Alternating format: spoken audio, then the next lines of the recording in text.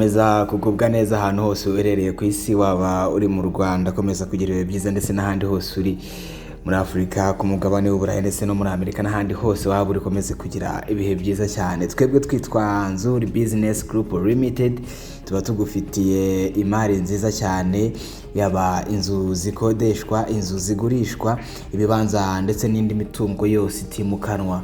Uramutse kandi ufite umutungo ushaka kugurisha, nabwo watugana tukagushakira abakiriya bawugura mu gihe gito cyane. Si ibyo gusa kandi tugira na service ya property management, igihe cyose wakenera abantu bakumanagingira imitungo yawe, nabwo watugana, nabyo turabikora kandi turabikora neza cyane. Uyu munsi rero tugufitiye inzu nziza cyane igurishwa, iherereye mu Bugesera NYAMATA kuri Parisse neza.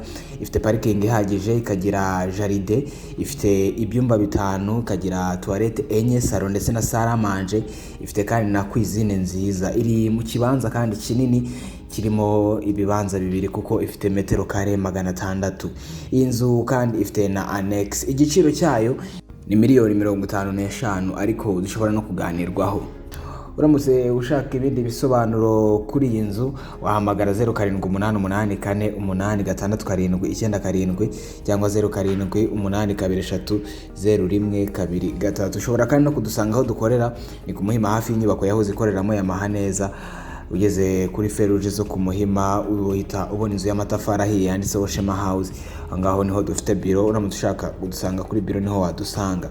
Ushobora kandi no gutangira kudukurikirana ku mbuga nkoranyambaga zacu zose, haba kuri Twitter, Instagram, Facebook ndetse na YouTube, wanditse NZU Market. Sibyo gusa kandi dufite na website ariyo w3.nzuri.rw, naho wasangaho ibikorwa byacu ndetse ukabonaho n'izindi mari nyinshi tugiye dufite kuri zo platforms zacu zigiye zitandukanye. Ikaze cyane muri NZU Business Group Limited, kandi nibagirwe gukora subscribe kuri channel no gusharinga iyi video ku nshuti zawe ndetse n'abavandimwe. Ikaze cyane muri NZU Business Group Limited.